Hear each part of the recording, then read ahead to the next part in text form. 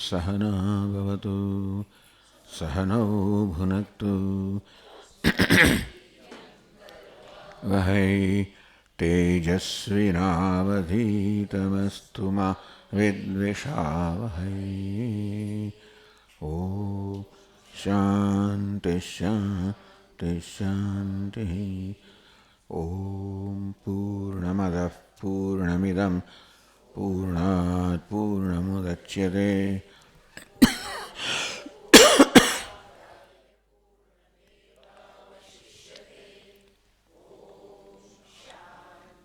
शान्ति शान्तिः। श्रुतिस्मृतिपुराणानाम् आलयं करुणालयं नमामि भगवत्पादं शङ्करं लोकशङ्करं। शङ्करं शङ्कराचार्यं केशवं बादरायणं सूत्रभाष्यकृतौ वन्दे भगवन्तौ पुनः पुनः। ईश्वरो गुरुरात्मेति मूर्तिभेदविभागिने व्योमवद्व्याप्तदेहाय दक्षिणामूर्तये।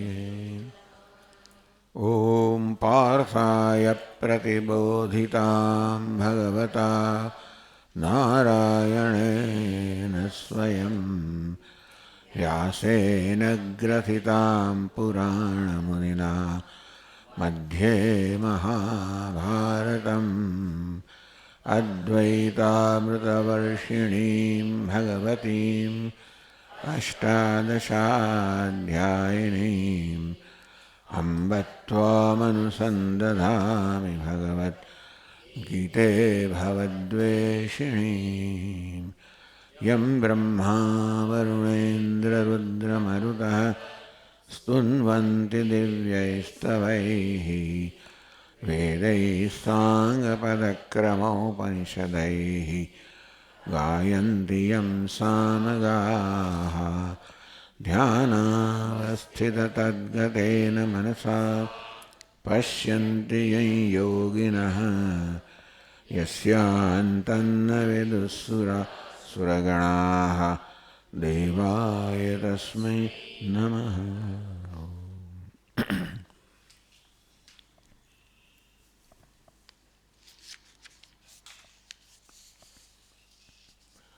अव्यक्तादीनि भूतानि व्यक्तमध्यानि भारत अव्यक्तनिधनान्येव तत्र का परिदेवना।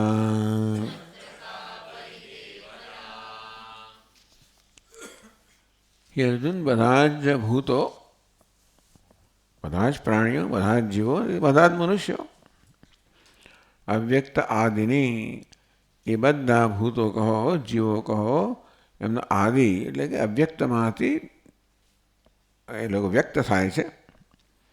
વ્યક્ત મધ્યાને મધ્યમાં જન્મથી મૃત્યુ વચ્ચે એ લોકો વ્યક્ત હોય છે એટલે કે અનુભવનો વિષય બને છે.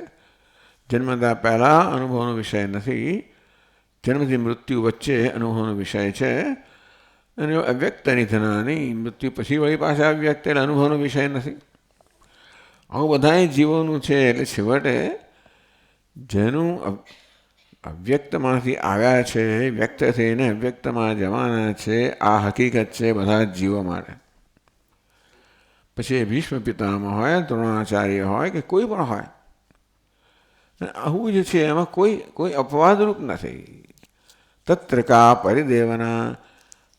ભગવાન કેટલીક અહીંયા આગળ કહ્યું તેવી રીતે જાતસ્ય હિ ધ્રુવ મૃત્યુ તસ્માદ અપરિહાર્ય છે નત્વમ શોચતુમર્હસી. એ જન્મ્યો છે એનું મૃત્યુ નિશ્ચિત જ છે. પણ તેથી આ બધા મૃત્યુ માટે શોક કરવો યોગ્ય નથી, કારણ મૃત્યુ થવાનું જ છે બધાને. અપરિહાર્ય અર્થે જેનો પરિહાર ન કરી શકાય એને નિવારી ન શકાય એવી આ ઘટના માટે નત્વમ શોચતુમર્હસી, તું શોક કરે યોગ્ય નથી. જીવનની વાસ્તવિકતાઓ છે આપણે ખેલ લીલીપૂર્વક સ્વીકારવી જ રહી, કારણ કે આપણે એનું નિયંત્રણ કરતા નથી. જો ઉપર ચડે નીચે પડે અમે એ હકીકત છે. તો તેવી વસ્તુ આપણે રોકી ના શકીએ. આપણે ભલભલો માણસ હોય પણ કૂદકો મારે તો આવે કે આકાશમાં તો નીચે પડવાના જ છે. તો જે વસ્તુને આપણે નિવારી શકતા નથી એનો સ્વીકાર એટલે પ્રસન્નતા. આમાં પ્રસન્નતા બહુ મોટો શબ્દ છે પણ ખેલદિલીપૂર્વક સ્વીકાર કરવો જોઈએ. તત્ર કા પરિદેવના. આ બધી જીવનની જે વાસ્તવિકતાઓ છે એ મળે વિલાપ કરવાનો શું અર્થ છે? એટલે આપણે જીવનની વાસ્તવિકતાઓ સાથે એક જાતનો હવે શું કહેવાય સ્વીકારનો સંબંધ સ્થાપી દેવો જોઈએ કે આ છે જ, આ બનવાનું જ છે અને એ માટે આપણે તૈયારી રાખવી જોઈએ. તૈયારીનો અર્થ એવો છે કે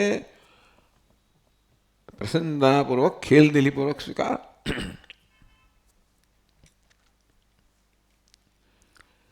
કો વા પ્રલાપ અદુષ્ટ દુષ્ટ પ્રનષ્ટ ભ્રાંતિ ભૂતેષુ ભૂતેષુ ઇત્યર્થ. કે એ બધા ભૂતો છે, જીવાત્માઓ છે, અદૃષ્ટ અવ્યક્ત હતા, દુષ્ટ પછી વ્યક્ત થયા, વળી પાછા અદૃષ્ટ, વળી પાછા પ્રનષ્ટ થયા, વ્યક્ત થયા. આ પ્રકારની ભ્રાંતિમાં જ બધા ભૂતો જીવે છે, આવે છે અને જાય છે. આ હકીકત છે. તેથી કોઈ પણ એમાંથી મુક્ત નથી. ભીષ્મ પિતામહ હોય કે દ્રોણાચાર્ય કે તું હોય, કોઈ એમાંથી મુક્ત નથી. તેથી કો વા પ્રલાપ, એના માટે પ્રલાપ કરવો, વિલાપ કરવો કોઈ તો યોગ્ય નથી. એટલે આ બહુ મહાન વસ્તુ ભગવાન કહે છે કે જે વસ્તુ આપણે નિવારી શકીએ એમ નથી, જે આપણા કાબૂમાં નથી, એનો પ્રસન્નતાપૂર્વક સ્વીકાર કરવો એ ઈશ્વરનો સ્વીકાર છે. ઈશ્વર જ બધી ઘટનાઓના રૂપમાં વ્યક્ત થતો હોય છે અને તેથી જે આપણે અનુકૂળ હોય, પ્રતિકૂળ હોય, ગમતું હોય, અણગમતું હોય, બધું છેવટે ઈશ્વરની જ અભિવ્યક્તિ હોવાને કારણે એ બધાનો સ્વીકાર ઈશ્વરનો જ સ્વીકાર છે.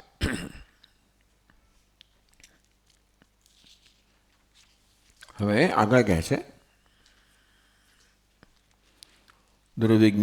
દુર્વિજ્ઞેયોયમ પ્રકૃત આત્મા કિમ ત્વામેવ એકમ ઉપાલભે સાધારણે ભ્રાંતિ નિમિત્તે. ભગવાન કરીને એકલાને ઠપકો આપવાનો શું અર્થ છે? તત્ર કા પરિદેવના, આમાં પ્રલાપ શું કરવાનો, વિલાપ શું, એમ કરીને બિચારા અર્જુનને બહુ ધમકાવે. ઠપકો તો આપી જ દીધો, થોડો ઉતારી પાડ્યો કે દુર્વિજ્ઞેયમ પ્રકૃત આત્મા, જે આત્માની આપણે ચર્ચા કરી રહ્યા છે એને જાણવું અત્યંત કઠિન છે. કિમ સ્વામેવ એકમ ઉપાલભે સાધારણે ભ્રાંતિ નિમિત્તે. આત્મા વિશે, હું વિશે બધાને ભ્રાંતિ છે. દેહના જન્મ સાથે આત્માનો જન્મ માનવામાં આવે છે, દેહના મૃત્યુ સાથે આત્માનું મૃત્યુ માનવામાં આવે છે. આપણે મનમાં સ્પષ્ટ હોઈએ કે દેહનો જ જન્મ છે, આત્માનો નથી. દેહનું જ મૃત્યુ છે, દેહમાં જ વૃદ્ધિ ક્ષય વગેરે છે, આત્મામાં નથી. ન જાયતે મ્રિયતે વા કદાચિત. આમ આ બધા ઉપાધિમાં થતા વિકારોની મધ્યમાં આત્મા નિર્વિકાર છે, હું નિર્વિકાર છું. તો નિર્વિકાર હોય તો શોકનું કોઈ કારણ નથી, કારણ કે વિકાર જ શોકનું કારણ બને છે. વૃદ્ધાવસ્થા, મૃત્યુ બધા વિકારો છે. જો એ કશી જ વસ્તુ આત્માને લાગુ જ ન પડતી હોય તો આત્મા શોકનું કારણ હોય જ ના શકે. આમ અનેક રીતે ભગવાને અર્જુનને સમજાવ્યું, પણ કહે છે તું એકલો નથી અર્જુન. તો આ પ્રકારની ભ્રાંતિ કે દેહની ઉત્પત્તિના આત્માની ઉત્પત્તિ માનવામાં આવે, દેહના મૃત્યુને આત્માનું મૃત્યુ માનવા, એ તો બહુ સર્વસાધારણ છે. તું એકલો નથી. એકલા તને ઠપકો આપ્યા કરવો એ યોગ્ય નથી લાગતું.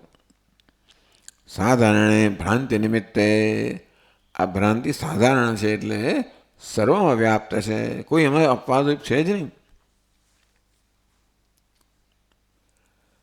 ભ્રાંતિ, કારણ કે આત્મા દુર્વિજ્ઞેય છે.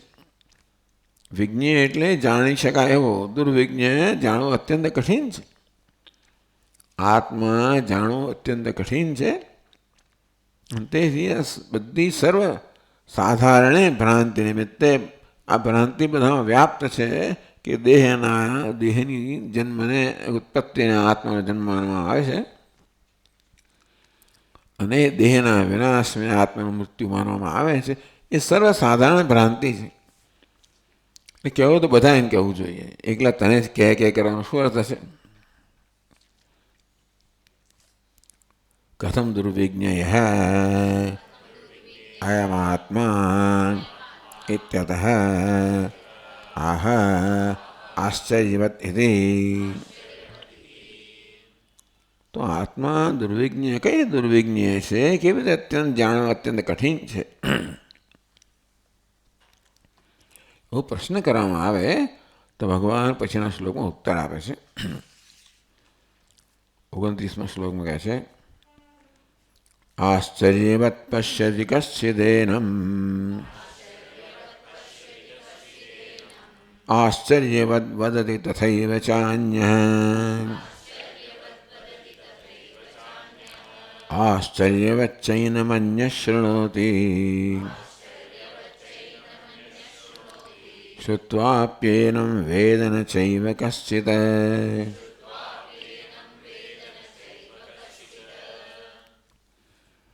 આશ્ચર્યવત પશ્યતિ કશ્ચિત એનમ, કશ્ચિત એનમ આત્માનમ આશ્ચર્યવત પશ્યતિ.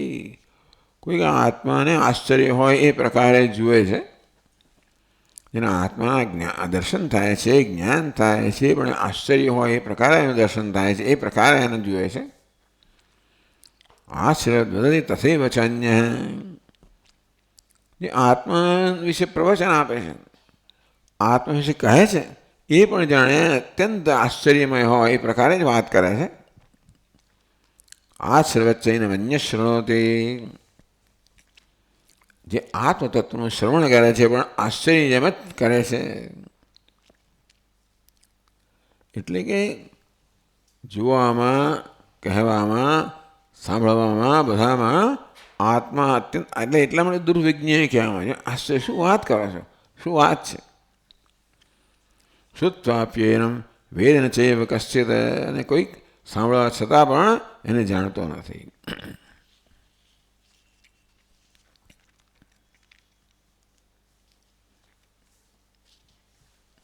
કહ્યું કે નન વિદ્વાંસો બહવ શોચંતી તત્કિમ મામેવ પુનઃ પુનઃ ઉપાલભસે.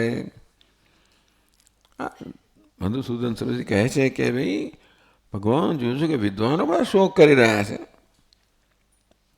વિદ્વાનો એટલે શાસ્ત્રના વિદ્વાનો, પંડિતો. વિદ્વાન આત્મજ્ઞાની નહીં, પરંતુ પંડિતોને વિદ્વાન કહેવામાં આવે છે. આવી રીતે શાસ્ત્રનું ખૂબ જ્ઞાન ધરાવનારા લોકો પણ, અત્યંત વિદ્વાનો પણ હું જોઉં છું કે એ લોકો શોક કરતા હોય છે. એવું કેમ થતું હોય છે? કારણ કે જ્ઞાન, વિદ્વત્તા આ જગ્યાએ છે. ક્યાં છે? બુદ્ધિમાં છે. શોક ક્યાં છે? હૃદયમાં છે.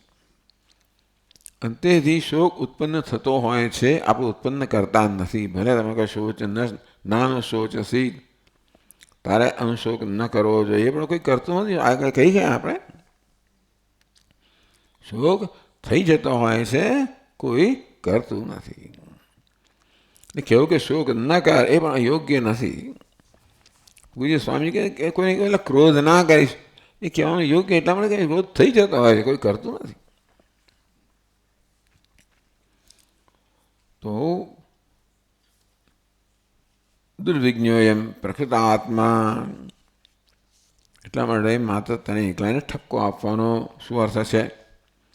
તો કઈ દુર્વિજ્ઞ છે? કહ્યું કે ભાઈ આશ્ચર્યવત, આશ્ચર્ય હોય એમ પશ્યતિ કોઈ જુએ છે, વદતી કોઈ એનું વર્ણન કરે છે, શૃણોતી કોઈ એનું શ્રવણ કરે છે, અને સાંભળવા છતાં પણ કોઈ એવો છે જેને જ્ઞાન થતું નથી.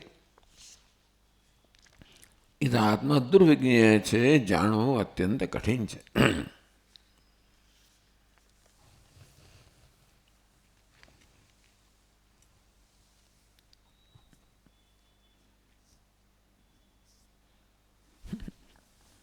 અહીંયા મધુસૂદનજી કહે છે કે ભાઈ એવું પણ છે ભગવાન વક્તુરે હવે તજ્જાડ્યમ શ્રોતા યત્ર ન બુદ્ધ્યતે એવું કહેવામાં આવ્યું છે કે શ્રોતાને જ્ઞાન ન થાય તો એ વક્તાનું જાડ્યમ તો કે વક્તાની શક્તિ કહેવી જોઈએ. એટલે વક્તાની ફરજ છે કે શ્રોતાને જ્ઞાન થવું જોઈએ. ન થાય તો મહારાજ ભગવાન એવું જાણે કે કઈ કહેતો હોય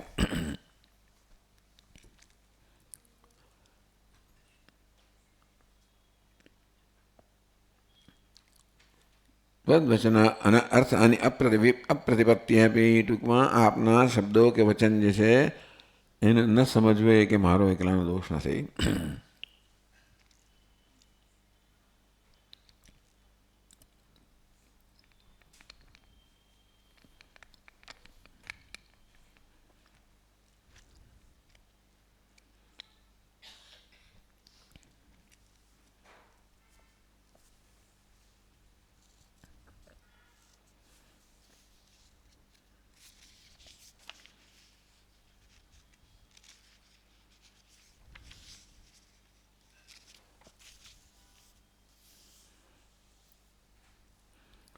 કથમ દુર્વિજ્ઞો એમાં આત્મા એથી આત્મા દુર્વિજ્ઞ છે જાણવું અત્યંત કઠિન છે. કઈ રીતે?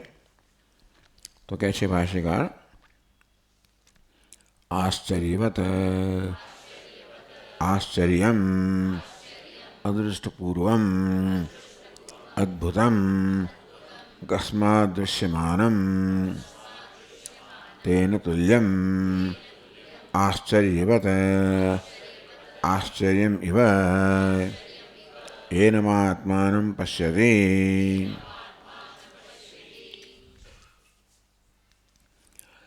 આશ્ચર્યવત જાણે કે આશ્ચર્ય હોય, જાણે કંઈક અદ્ભુત વસ્તુ હોય. આશ્ચર્યમ અદૃષ્ટપૂર્વમ અદ્ભુતમ અકસ્માત દૃશ્યમાનમ.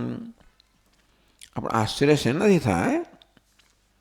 અપૂર્વમ અદૃષ્ટપૂર્વમ કે ન જોઈ વસ્તુ એકદમ જોવામાં આવે તો આપણને આશ્ચર્ય થાય. અકસ્માત દૃશ્યમાન ન જોયું હોય એકદમ જ જોવા મળે આપણને તો આપણે આશ્ચર્યચકિત થઈ જઈએ.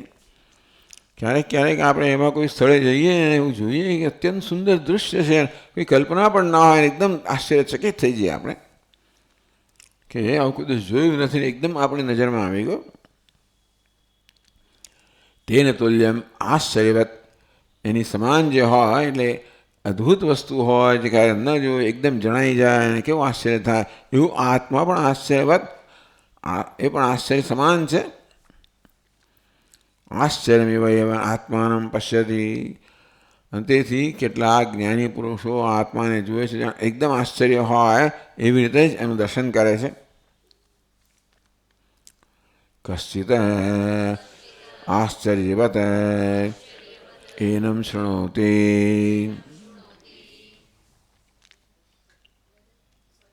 હા, એનમ વદતિ તથૈવ ચ અન્યઃ આશ્ચર્યવચ્ચ એનમ અન્યઃ શૃણોતિ.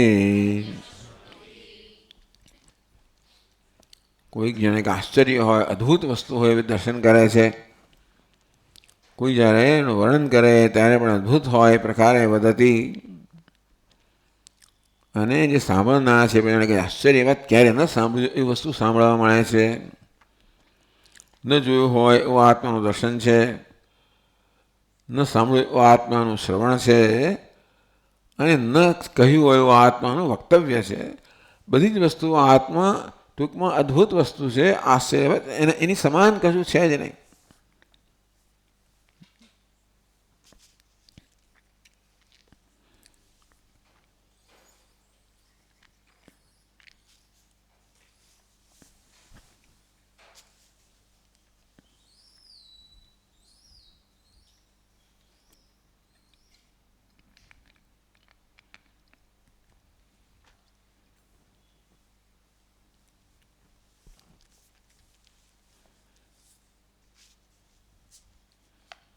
લાંબી લાંબી બધી બહુ ટીકાઓ છે.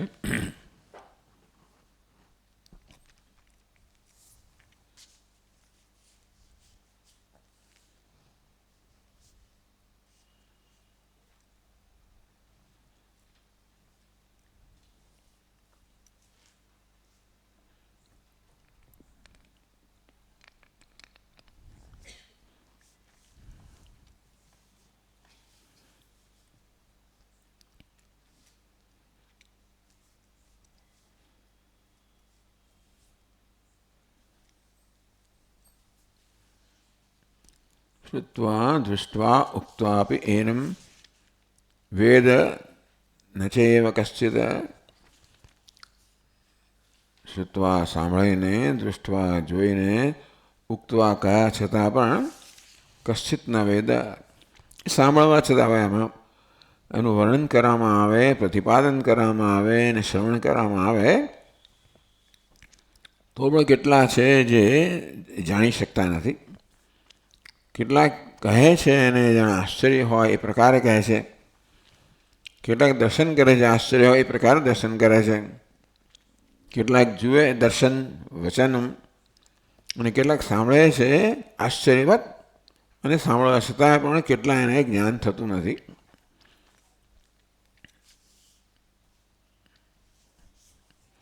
અથવા યોયમાત્માનં પશ્યતિ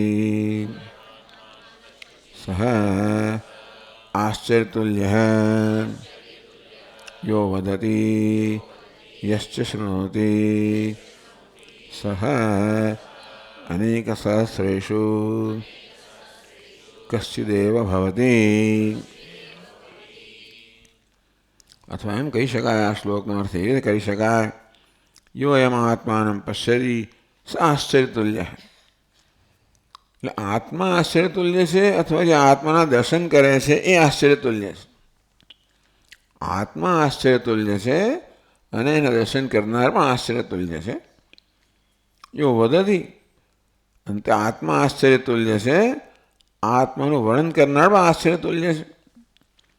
આત્મા આશ્ચર્યવત છે, એનું શ્રવણ કરનાર પણ આશ્ચર્યવત છે. શ્રવણાયાપી બહુવીર્ય લબ્ધ શૃણંતોપી બહવો યન્ન વેદ. આશ્ચર્યવક્તા કુશલોસ્ય લબ્ધા. આશ્ચર્યવક્તા કુશલોસ્ય લબ્ધા. આશ્ચર્યો જ્ઞાતા કુશલાનુશિષ્ટ. એ કઠોપનિષદમાં આ વસ્તુ કહેવામાં આવે છે અને અહીંયા અનુવાદ કરવામાં આવે. આશ્ચર્યો જ્ઞાતા કુશલાનુશિષ્ટ. આશ્ચર્યો વક્તા, વક્તા પણ આશ્ચર્ય છે. કુશલાનુશિષ્ટ, કુશલ વડે જેનું ટૂંકમાં જેનું પ્રતિપાદન થયું છે એને જાણનારો કોઈ કંઈ આશ્ચર્યતુલ્ય હોય. બાકી તો શ્રવણાયાપી બહુભીર લભ્ય. મોટાભાગના લોકો માટે તો આત્મા શ્રવણ માટે પણ ઉપલબ્ધ થતો નથી. આત્માનું પ્રતિપાદન કરવાના કોણ હોય? કેટલા હોય? હોય તો પણ રસ કોને હોય? એટલે જેને આત્માનો રસ છે એને પ્રતિપાદન કરે છે એ પ્રકારનું એવો સુમેળ થાય ત્યારે આત્માનું શ્રવણ થાય. એ બહુ દુર્લભ છે. આત્માનું વદન પ્રતિપાદન કરનાર દુર્લભ છે. એમાં રસ ધરાવનાર ને તેથી એવું શ્રવણ કરવાની ઈચ્છા ધરાવનાર પણ દુર્લભ છે. અને એનું દર્શન કરનાર તો દુર્લભ છે જ, કારણ કે એ દર્શનીય તો નથી, આ ચક્ષુનો વિષય તો નથી. આત્મા વાર દ્રષ્ટવ્ય, આત્મા દર્શન કરવા જોઈએ, પણ એ ચક્ષુના ભલે દર્શન કહેવામાં આવ્યું પણ એ ચક્ષુના જ્ઞાનનો વિષય નથી. અને તોય જેમ વસ્તુનું દર્શન કરીએ સ્પષ્ટતાથી, એવી સ્પષ્ટતાથી આત્માનું જ્ઞાન થાય છે અને મારે એના દર્શન યોગ્ય કહ્યા.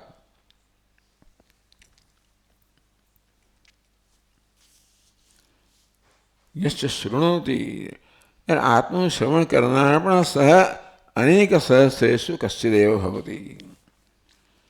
આત્માનું શ્રવણ કરનાર પણ અને હજારોમાં કોઈક એક જ હોય છે. આત્માનું પ્રવચન કરનાર હજારોમાં એક હોય, આત્માનું દર્શન કરનાર તો હોય જ, આત્માનું પ્રવચન કરનાર અને શ્રવણ કરનાર પણ હજારોમાં એક હોય છે. કાકા બહુ રસ, જે આપણી જો બુદ્ધિનો વિકાસ ન થયો હોય તો આપણને આ વેદાંતના શ્રવણમાં કોઈ રસ ના પડે. એકવાર એવું થયું કે આમાં રસ પડવા મળે, પછી બીજા કશામાં રસ ના પડે, જુદી વાત છે. સામાન્ય રીતે આ વેદાંતના શ્રવણમાં રસ ના પડે. જો આપણને શ્રીમદ ભાગવતમાં કહેવામાં રસ પડતો હોય, આ જુદા પ્રકારનો રસ છે. અને રસ તો જેની બુદ્ધિમાં અમુક પ્રકારની પરિપક્વતા આવી છે એને આમાં આનંદ આવે. તેથી એવા બહુ દુર્લભ લોકો હોય છે. વક્તા પણ દુર્લભ છે, શ્રોતા પણ દુર્લભ છે, જ્ઞાતા દુર્લભ હોય. એ રીતે આત્મા સર્વે રીતે આશ્ચર્યમય છે. અતઃ દુર્બોધ આત્મા ઇત્યભિપ્રાય. આત્મા દુર્બોધ છે અર્થાત જાણવું અત્યંત કઠિન છે, એ આ શ્લોકને કહેવાનો અર્થ છે.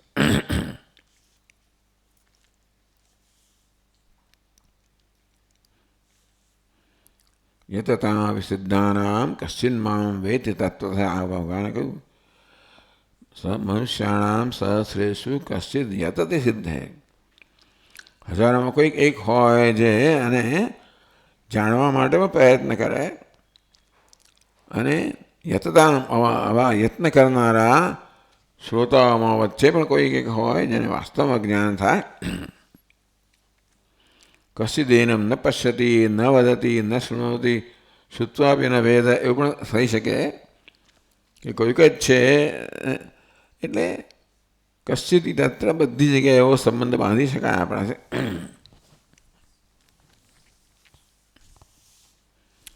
હવે આગળ કહે છે અથ દુર્બોધ આત્મા એ તે અભિપ્રાય. એટલે આ શ્લોકનું તાત્પર્ય ભાષ્યકારે કહ્યું કે આત્મા દુર્બોધ ચર્ચા જાણો અત્યંત કઠિન છે.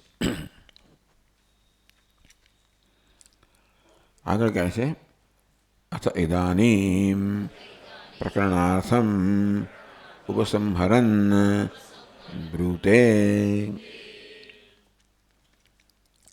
પ્રકરણ જે ભગવાને વિષય લીધો છે એનો ઉપસંહાર કરે છે.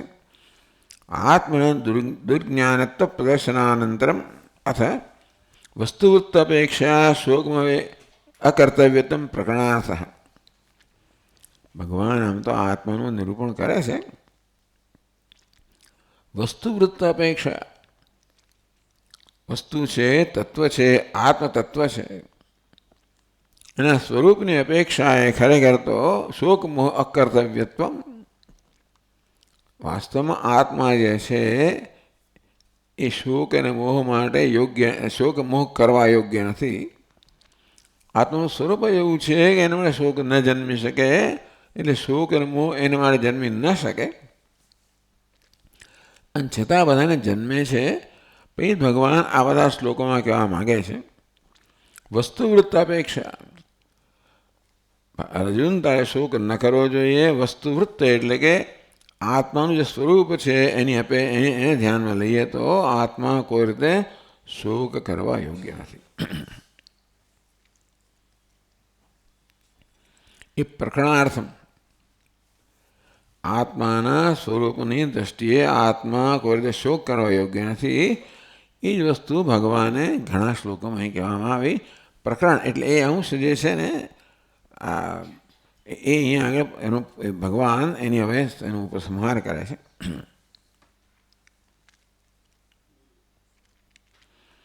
દેહી નિત્યમવધ્યોયમ દેહે સર્વસ્ય ભારત તસ્માત સર્વાણિ ભૂતાની ન ત્વં શોચિતુમર્હસી.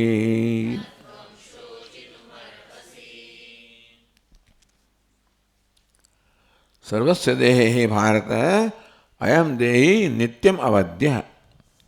હે ભારત, હે અર્જુન, બધા જ દેહની અંદર દેહી છે, અર્થાત દેહમાં નિવાસ કરનાર છે, દેહ ધરાવનારો છે. આત્મા અવધ્ય, એ દેહ તો વધ કરવા વધ યોગ્ય છે, પણ આત્મા કોઈ રીતે વધને યોગ્ય જ નથી. અર્થાત એનો વધ ન થઈ શકે એ અવધ્ય. અને તેથી તસ્માત તે કારણથી, કારણ કે આત્માનો વધ થઈ જ ના શકે, અને દેહનો વધ તો કર્યા વગર પણ એનું મૃત્યુ થવાનું જ છે. આત્મા અનાત્મા બંને એકે પણ શોકને યોગ્ય નથી. તસ્માત તે કારણથી સર્વાણી ભૂતાની નત્વમ શોચિતુમર્હસી. મળે હે ભારત, હે અર્જુન, કોઈ પણ પ્રાણી વિશે શોક કરવો યોગ્ય નથી. કારણ કે દેહનું મૃત્યુ થવાનું જ છે. પ્રારબ્ધ સમાપ્ત થશે, દેહનું મૃત્યુ થવાનું જ છે. જાતસ્ય ધ્રુવ મૃત્યુ, જે જન્મ્યો છે મૃત્યુ નિશ્ચિત છે, આજે કે તો કાલે. એટલા માટે અપરિહાર્ય છે, એનો પરિહાર ન થઈ શકે. આ મૃત્યુ કેવી હકીકત છે કે ઘટના છે જેનો પરિહાર ન થઈ શકે, જેનું નિવારણ ન થઈ શકે, જે આપણા કાબૂમાં નથી, જે વિશે આપણે કંઈ ન કરી શકીએ. આ બધું તત્વજ્ઞાનની દૃષ્ટિએ બરાબર છે. લાગણીની દૃષ્ટિએ બરાબર નથી. એટલે કંઈક થાય તો આપણે થતું જ હોય છે બધું. કારણ કે આપણી બુદ્ધિમાં અને લાગણીમાં એટલો બધો ભેદ છે ને કે અહીંયા આગળ જે પ્રકારની સમજ, હૃદયની અંદર જે પ્રકારની સમજ રૂઢ થઈ ગઈ છે, એ સમજ જ આપણી લાગણીઓનું નિયંત્રણ કરતી હોય છે. બુદ્ધિમાં જે પ્રકારની સમજ હોય ને, એક તો લાગણીના સ્તરની સમજ છે, એ બુદ્ધિના સ્તરની સમજ છે. એ કે ઉપદેશ કરવામાં આવે છે બુદ્ધિના સ્તરે થતો હોય છે, જે શ્રવણ કરવાનો આવતો બુદ્ધિના સ્તરે થતો હોય છે. આપણે એ ઉપદેશને લાગણીના સ્તરે જો આપણે એને ન અનુવાદ ન કરી શકીએ તો બધું જાણવા છતાં પણ આપણે એવા જ રહીએ છીએ. સ્વામીજી મહારાજ કે 70 વર્ષ થયો અને તો એ 7 વર્ષ બાળકને એમ વર્તે છે. એટલે કે એવી બુદ્ધિ, એવી લાગણીની પરિપક્વતા આવી નથી. તેથી એવું જ થાય જેવું આપણે નાના હતા, બાળક હતા જેવું થતું હતું એવું અત્યારે પણ થાય. એટલે એ પ્રકારે સ્વામી મહારાજ કે ભાઈ ઇમોશનલ ઇમેચ્યોરિટી, અપરિપક્વતા. એ જ વાત ભગવાન કહી રહ્યા છે કે આ બધી હકીકત છે. દેહી નિત્યમ સર્વદેહ સર્વસ્ય દેહે, બધા જ દેહની અંદર હે અર્જુન આ આત્મા અવધ્ય છે, દેહ વધ્ય જ છે. તસ્માત સર્વાણી ભૂતાની નત્વમ શોચતમ અર્હસિ. માટે હે અર્જુન, કોઈ ભૂત વિશે શોક કરવો યોગ્ય નથી. કારણ કે આ ભૂતની અંદર જે દેહ છે એ તો નાશ પામવાનો જ છે. આ દેહી છે તો અવધ્ય છે. એ હોવાને કારણે દેહીનો અર્થ તમે સૂક્ષ્મ શરીર કરો. કારણ કે આમ જોવા જઈએ તો સ્થૂળ શરીરને ચેતનતા પ્રદાન કરનાર સૂક્ષ્મ શરીર છે.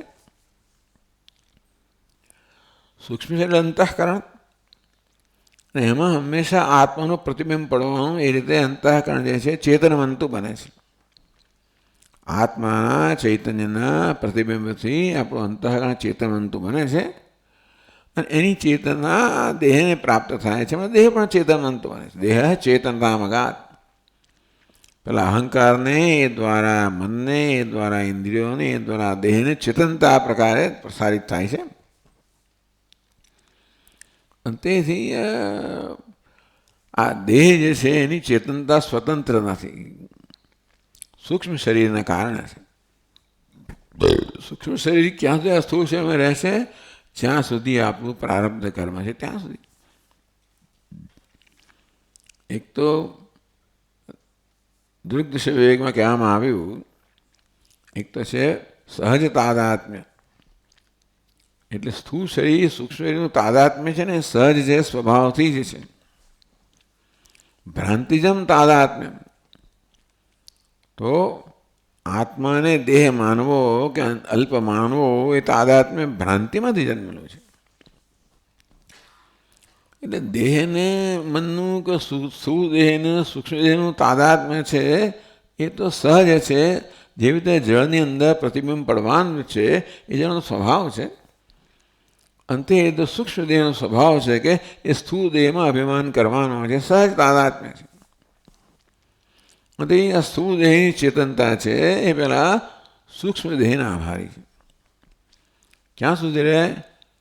કર્મજમ, પ્રારબ્ધ કર્મ હોય ત્યાં સુધી આ સૂક્ષ્મ શરીર આ સ્થૂળ શરીરમાં રહે. એ પ્રારબ્ધ કહો, કર્મ કહો, એ પૂરું થાય એટલે પછી આ સૂક્ષ્મ શરીર વિદાય ને. આમ વર્ણન કરવું સહેલું લાગે છે, વાસ્તવમાં એ વસ્તુને જીરવવી અઘરી છે. ખાસ કરીને આપણા કોઈ પ્રિયનું આવું થતું હોય ત્યારે એ વસ્તુ જીરવવી અઘરી, પણ હકીકત તો આ છે. એટલે આપણે જીરવવા જેટલા પરિપક્વ થઈએ તો એને ઇમોશનલ મેચ્યોરિટી, લાગણીની પરિપક્વતા કહેવાય. કે આપણી લાગણી જે છે ને એ પણ સમજના સ્તર સુધી પરિપક્વ થઈ હોય.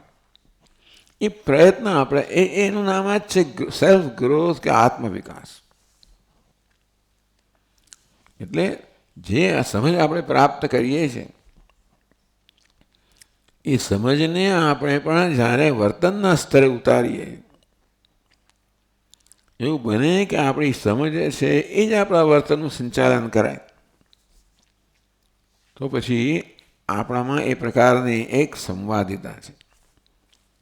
સમજ એક હોય અને લાગણી તે હોય જ છે.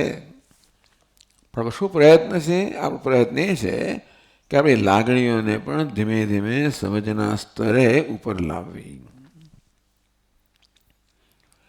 નહીંતર આપણી સમજનું સતત આપણે વિશ્લેષણ કરવું અને એ સમજને મનને આપણે સતત આ પ્રકારે કેળવણી આપવાની જરૂર છે કે મનનું જે પ્રકારનું વર્તન હોય, જે પ્રકારનો પ્રત્યાઘાત હોય એ યોગ્ય છે કે નહીં. એટલે ભગવાન આત્મતત્વ વિશે આ બધી સમજ તો આપી રહ્યા છે. આ શોક છે ને, શોક જન્મારીનું સ્થળ બીજું છે. એટલે ભગવાન સતત કહી રહ્યા છે કે અર્જુન તું શોક કરે છે એ યુક્તિયુક્ત નથી. લાગણી તો સ્વતંત્ર વસ્તુ છે, યુક્તિયુક્ત હોતી નથી, યુક્તિમાં લાગણી જન્મતી નથી. પણ ભગવાન આ જ વસ્તુ સતત કહી રહ્યા છે કે તારે લાગણીને પણ એ પ્રકારે ઉપર ઉઠાવવી જોઈએ જેથી બુદ્ધિની સમજ સાથે એની સંવાદિતા થાય. તો આપણું વ્યક્તિત્વ છે એ વ્યક્તિત્વ કેવું બને? પરિપક્વ બને. ઇમોશન મેચ્યોરિટી, ઇમોશન જે છે એ પણ એ સમજ એને અનુસાર થાય નથી હોતી, પણ આપણો સતત એ પ્રયત્ન હોવો જોઈએ.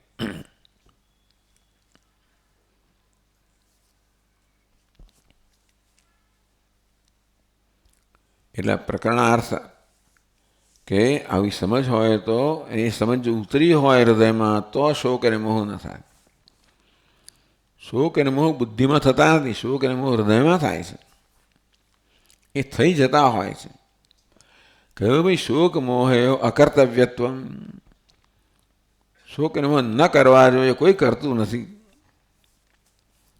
પણ અર્જુનને ભગવાન અહીંયા કહી રહ્યા છે, ભાષ્યકાર કે ટીકાકારો કે શોકમોહ ન કરવો જોઈએ. આપણે શોકમોહ થઈ જ જતા હોય છે.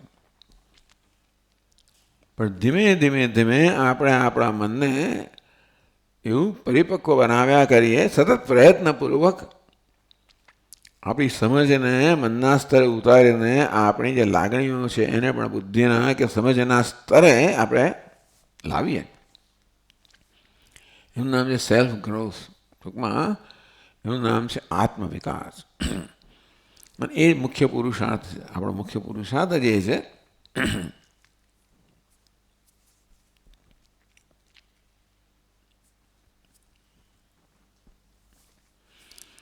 ભાષ્યમાં કહે છે દેહી શરીરી નિત્યમ સર્વાવસ્થાસુ અવધ્ય નિરવયવત્વાત નિત્યત્વાચ.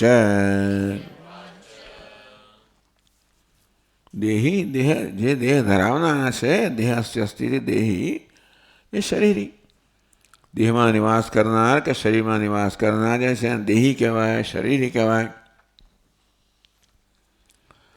નિત્યમ હંમેશા અવધ્ય છે, સર્વાસુ અવસ્થાસુ, બધી જ અવસ્થાઓમાં, જન્મ વખતે, યુવાની વખતે, વૃદ્ધાવસ્થા વખતે, અરે મૃત્યુ વખતે, બધી જ અવસ્થામાં આત્મા કેવો છે? અવધ્ય છે, અર્થાત એનો વધ ન કરી શકાય. એટલે દેહ કેવો છે? વધ્ય છે, વધ કરી શકાય એવો છે. અને આત્મા છે એ કોઈ અવસ્થામાં એનો વધ ના થઈ શકે. કેમ? નિરવયવત્વાત નિત્યત્વાત છે. ભાષ્યકાર કહે છે વધ કોનો થઈ શકે? જે અવયવ ધરાવતો હોય અને અવયવને છૂટા કરવામાં આવે તો વધ થાય, અથવા જે અનિત્ય હોય, વિનાશી હોય, કશું ન કરો તો પણ એનો વિનાશ થાય. તો વિનાશ સ્વયં સ્વભાવથી થાય. જે કોઈ ફળ છે એનો સ્વભાવ છે કે ધીમે ધીમે ધીમે બિચારું સડી જાય. એટલે સ્વભાવથી વસ્તુ એવી હોય, અથવા તો તમે એના અવયવ જે છે એનો વિચ્છેદ કરો તો પણ વધ થઈ જાય. તો આ શરીર કેવું છે? અવયવવાળું છે, માટે એના અવયવ આજે કાલે છૂટા પડવાના છે. અથવા શસ્ત્રો વગેરેથી અવયવનો છેદ થઈ શકે. એ બધું થાય ત્યારે પણ સર્વ અવસ્થામાં આજે દેહી છે, દેહ ધરાવનાર છે. આમ તો સૂક્ષ્મ શરીર કહેવાય. આત્મા દેહની અંદર છે એમ તો ના કહેવાય. આત્મા ચૈતન્ય સર્વવ્યાપક છે. છતાં આપણે દેહમાં હોય આપણે કહીએ છીએ. દેહમાં જે સૂક્ષ્મ શરીર છે એનો સ્વભાવ છે કે ચૈતન્યને પ્રતિબિંબિત કરે. ચૈતન્યનો આ બધી વસ્તુ બીજા ગ્રંથોમાં ઘણી આપણે જોઈ ગયા છીએ. પણ આ અંતઃકરણનો સૂક્ષ્મ શરીરનો સ્વભાવ છે કે જળ જેવી રીતે કોઈ પ્રકાશિત પદાર્થને પ્રતિબિંબિત કરે તેમ સૂક્ષ્મ શરીર પણ ચૈતન્યને પ્રતિબિંબિત કરે અને એ જ ચેતનવંતું બને. જ્યાં પણ સૂક્ષ્મ શરીર હોય ત્યાં એ ચેતનવંતું હોય, કારણ કે જ્યાં પણ હોય ત્યાં એ ચૈતન્યને પ્રતિબિંબિત કરે. અહીંથી વિદાય લે તો પણ એ તો હંમેશા ચૈતન્ય જ હોય, ચેતનવંતું હોય, અને જે દેહમાં પ્રવેશ કરે એને ચેતનવંતો બનાવે. અહીંથી જાય ત્યારે એવું જણાય નહીં, પણ છતાં એનામાં આ પ્રકારે ચૈતન્યને પ્રતિબિંબિત કરવાની ક્ષમતા છે જ.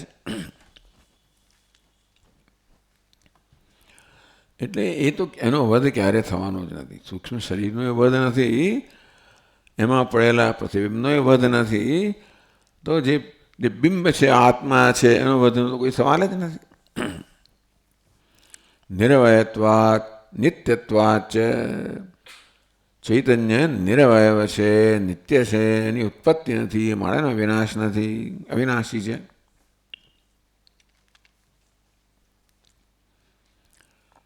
મળે દેહી અવધ્ય.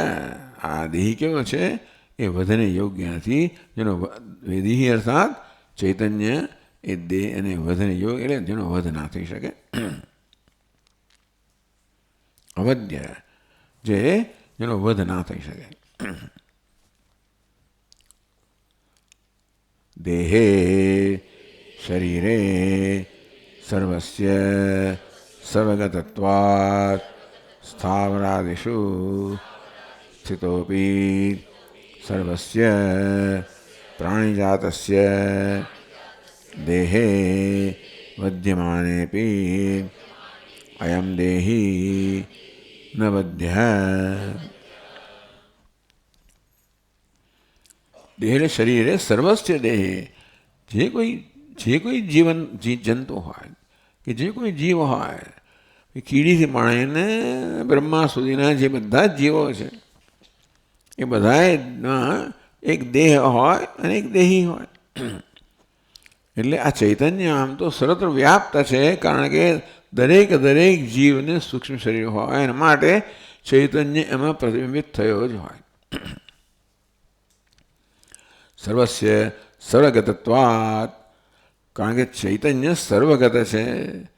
જે વીજળીને આપણે કંઈ સર્વગત છે, જ્યાં પણ બલ્બ હોય ત્યાં પેલી વીજળી બલ્બને પ્રકાશિત કરે. એટલે વીજળી વાયરને કારણે બધે જ વ્યાપ્ત છે. તો વીજળીનું દૃષ્ટાંત માત્ર સમજ માટે છે. અને તે રીતે આત્મા બધાને જ્યાં જ્યાં પણ સૂક્ષ્મ શરીર છે બધાને ચેતનવંતો બનાવે, બલ્બની જેમ. અને તેથી સર્વત્ર વ્યાપ્ત છે.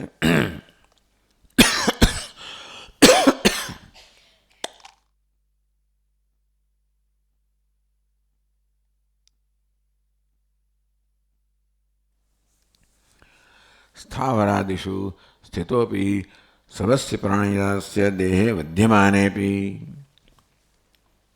આમ સ્થાવરાદિષુ સ્થિતોપી એટલે ટૂંકમાં વૃક્ષ વગેરે સ્થાવર જીવો છે.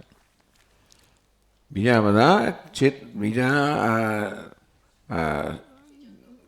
જંગમ જીવો છે, બરાબર છે. સ્થાવર જંગમ સર્વસ્ય પ્રાણી જાતસ્ય દેહ, બધા જ પ્રાણીઓના દેહમાં વધ્યમાને બી એ જ નિયમ બધે લાગુ પડે છે કે દેહનો વધ થાય તો પણ દેહનો વધ નથી. આપણે કહ્યું તેવી રીતે આ ઘટ તૂટે તો પણ ઘટાકાશ તૂટતું નથી, કારણ કે એને સંબંધ જ નથી. આમ જોવા જઈએ તો તેમ દેહીને દેહને કોઈ સંબંધ નથી. આકાશ ઘડામાં છે એમ આપણે ભલે કહીએ, આકાશ સર્વવ્યાપ્ત છે, એટલે ઘડાની દ્રષ્ટિએ આપણે એમ લાગે આકાશ ઘડામાં છે, તેમ ચૈતન્ય સર્વવ્યાપ્ત છે. દેહ પેલો ઘડા સમાન છે, એ દ્રષ્ટિએ આપણે એમ લાગે કે ચૈતન્ય દેહમાં છે, અને આપણે માનીએ છીએ કે આત્મા અંદર છે, કારણ કે અંદર તો સૂક્ષ્મ શરીર છે અને એમાં પ્રતિબિંબિત આત્મા ચૈતન્ય છે, એટલે અને એને જ આપણે આત્મા કહેતા હોઈએ છીએ. સૂક્ષ્મ શરીરને આપણે હું કહેતા હોઈએ છીએ મુખ્યત્વે. અંતિથી આપણે માનીએ કે દેહની અંદર છે આત્મા, સૂક્ષ્મ શરીર અંદર છે, એમાં પ્રતિબિંબિત ચૈતન્ય અંદર છે એમ કહેવાય.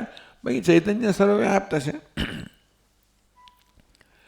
એટલે સર્વગતત્વાત આ પ્રકારે ચૈતન્ય સર્વવ્યાપ્ત છે.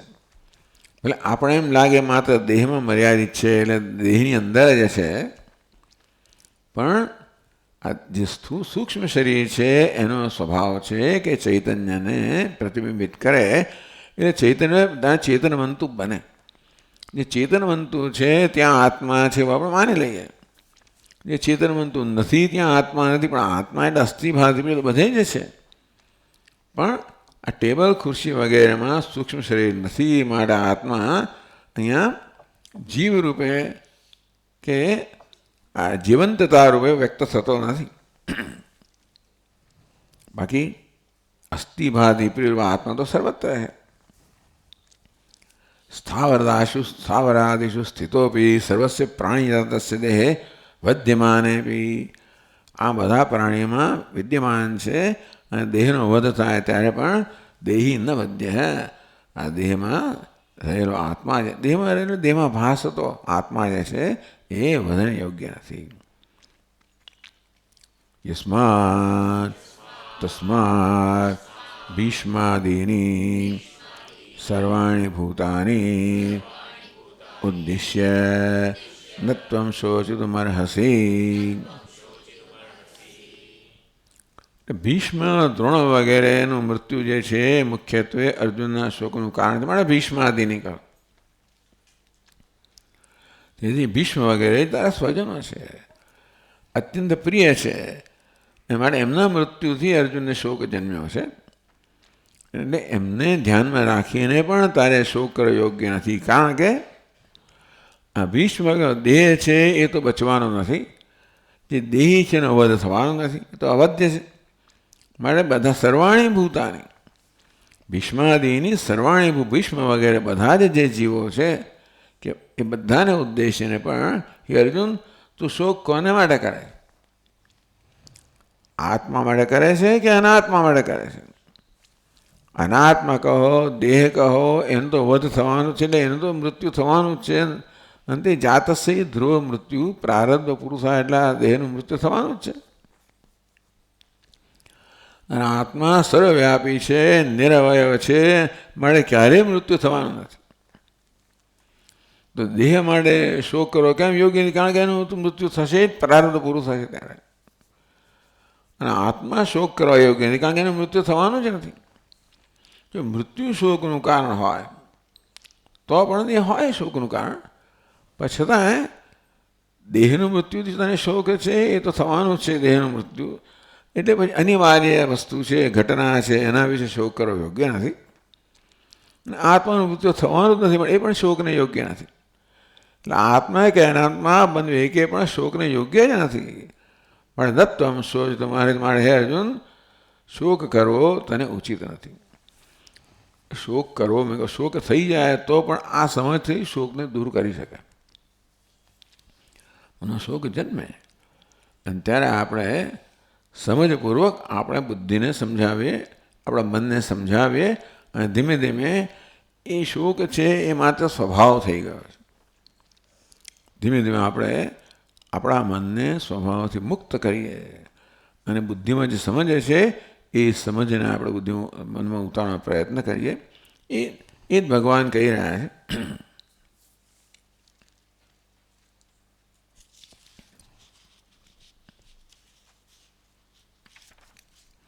વિષય બદલાય છે. આપણે અહીંયા વિરામ લઈશું. ઓમ પૂર્ણમદઃ પૂર્ણમિદં પૂર્ણાત પૂર્ણમુદચ્યતે પૂર્ણસ્ય પૂર્ણમાદાય પૂર્ણમેવાવશિષ્યતે. ઓમ શાંતિ શાંતિ શાંતિ. શંકરં શંકરાચાર્યં કેશવં બાદરાયણં સૂત્રભાષ્યકૃતૌ વંદે પુનઃ પુનઃ. ઈશ્વરો ગુરુરાત્મેતિ મૂર્તિભેદવિભાગિને વ્યોમવદ્વ્યાપ્તદેહાય દક્ષિણામૂર્તયે નમઃ. ઓમ શાંતિ શાંતિ શાંતિ. હરિ ઓમ. શ્રી ગુરુભ્યો નમઃ. હરિ ઓમ.